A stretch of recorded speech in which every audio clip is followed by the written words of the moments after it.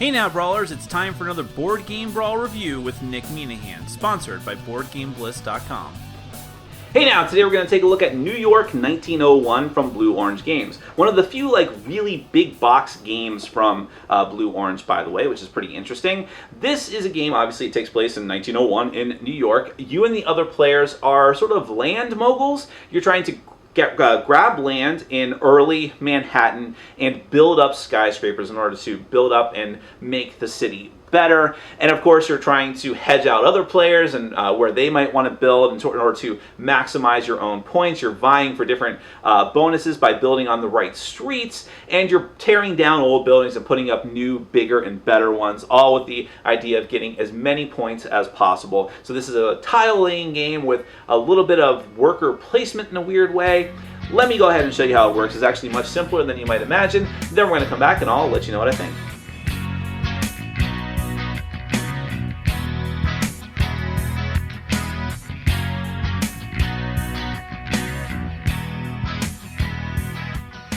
Alright, this is a 4-player setup for New York 1901. The game has a bit of a big footprint, so I can't include everything on camera at the same time, so bear with me there. But now every player is going to take a few different things. You're going to take a set of workers in your color, a cool little dude here holding a girder up.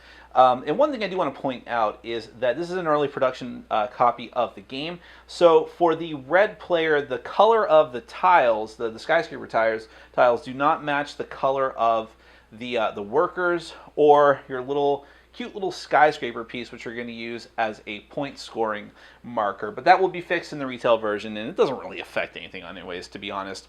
Each player is going to have a set of buildings in their colors, and these are by generation.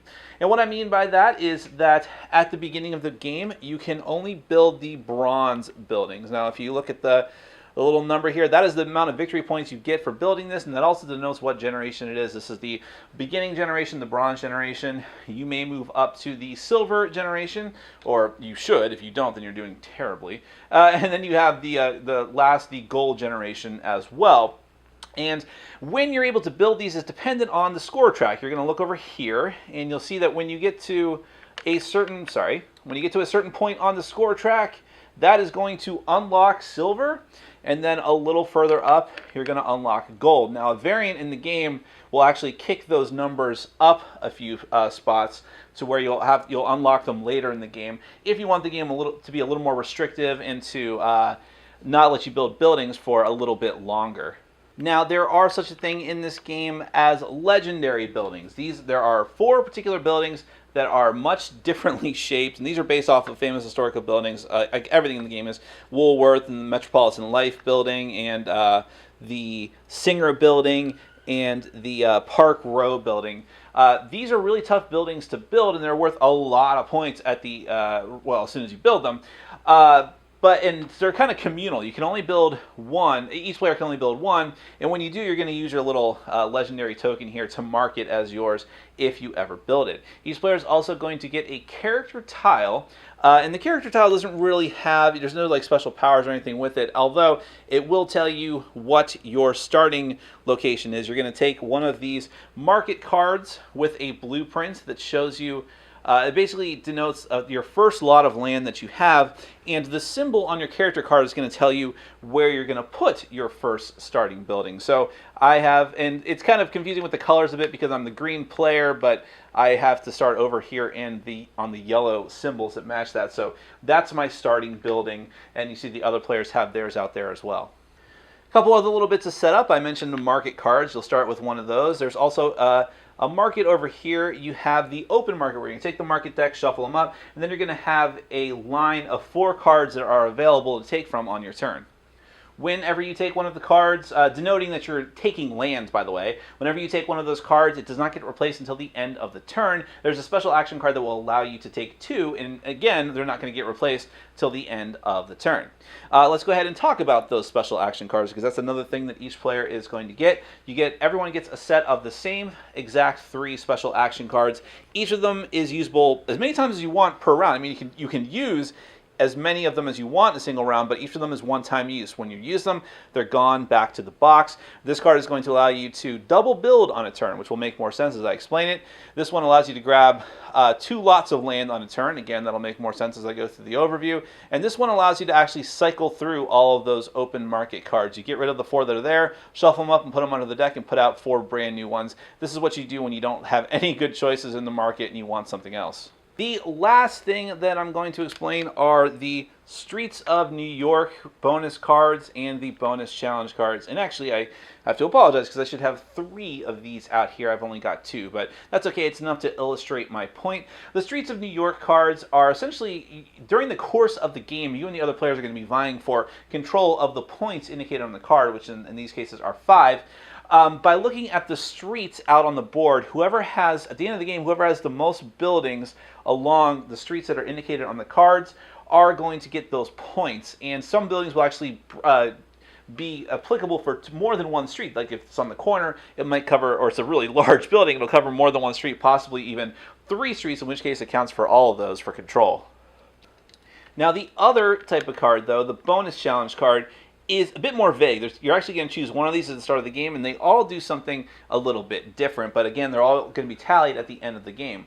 This one, which is the Bronze Baron, as the name implies, has to do with your bronze buildings, which are the first generation buildings that you have. What happens is at the end of the game, you're going to get extra points depending on how many of those bronze buildings you still have in play.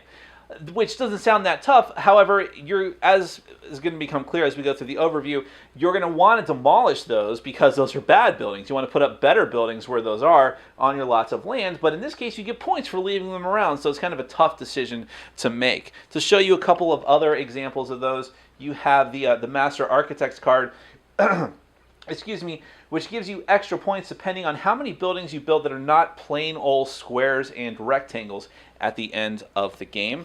And then the Generation King, which is going to give you extra points if you have majority of control of the different buildings of the different generations. So at the end of the game, if you built the most bronze, you get plus 5 points. If you built the most silver, you get plus 5. If you built the most gold, you get plus 5. Alright, so that's basically it for the general setup. So how does the game actually play? It's actually somewhat simple. You have 2 broad options that you can do on your turn. One of them is to claim a lot of land and or build. That's all one thing you can do on your turn. Or you can choose to demolish a building and then rebuild after that. So the first type of action, which is acquiring a lot of land and possibly building upon it.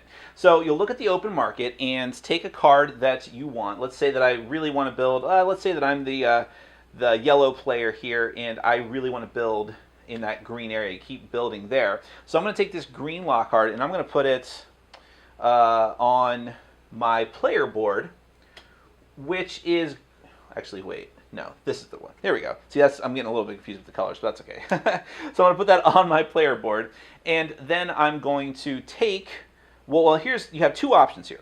One is that you just claim the land. If you don't want to build on it right away, you can just claim a parcel of land. So anywhere where there's green, you look for that specific allotment of land, 2 squares right on top of each other, and you can put one of your workers there to claim that lot of land. Now you may want to build on that right away, and it usually behooves you to do so at least in the beginning of the game, at which point you're just going to put out a building that fits in that lot of land. So I'll put out one of these. Remember, it's the first generation, so I can only build the bronze buildings, and I'll immediately get 2 points for having done so.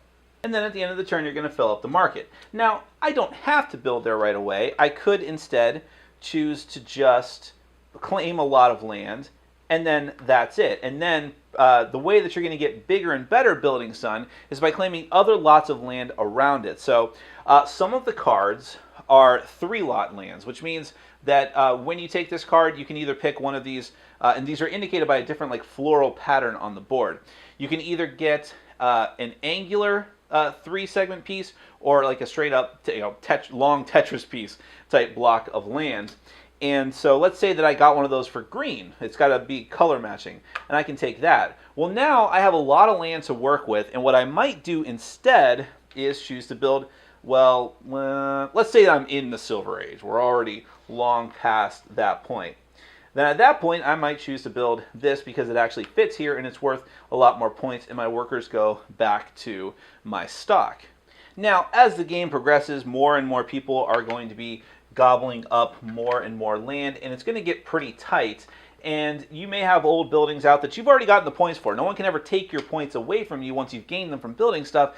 But you need more room to expand. So what you might choose to do on your turn instead of grabbing a market card and potentially building, putting out one of your workers, you may choose to demolish one of your previous buildings. You spend your entire turn and you will demolish an old building that you have out and replace it with another type of building. Now, there are special rules for this. First and foremost, if it's a starting building, when you demolish it, it can only be replaced by a bronze building or higher. In other words, a silver or a gold.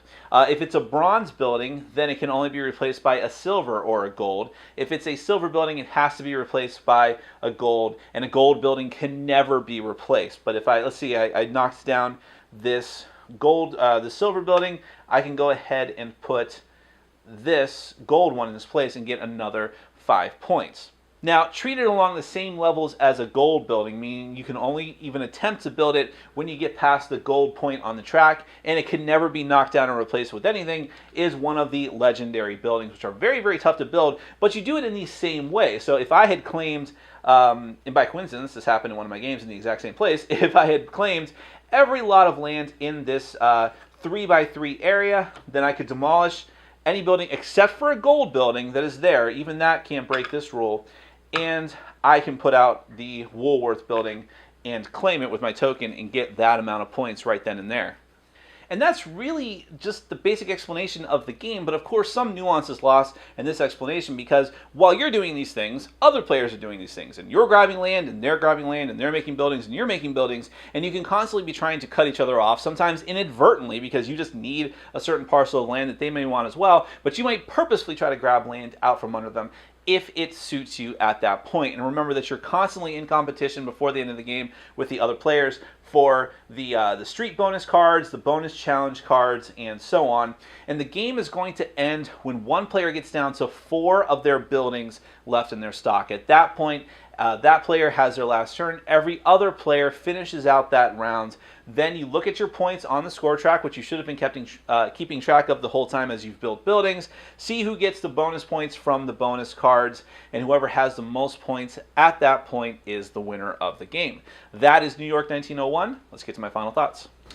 All right, well, let's go ahead and start off with the components and the artwork. Now, I mentioned in my overview that this was an early production copy, so some of the colors don't match quite right, and that will be corrected in the final retail edition of the game. But really, even with those small issues, the game looks fantastic. I mean, first off, the artwork of Vincent Dutrait is just amazing. He's one of my favorite artists in board gaming today, and he really did a great job here with the board, with the character tiles, with the card artwork. Everything just looks great. The tiles look good.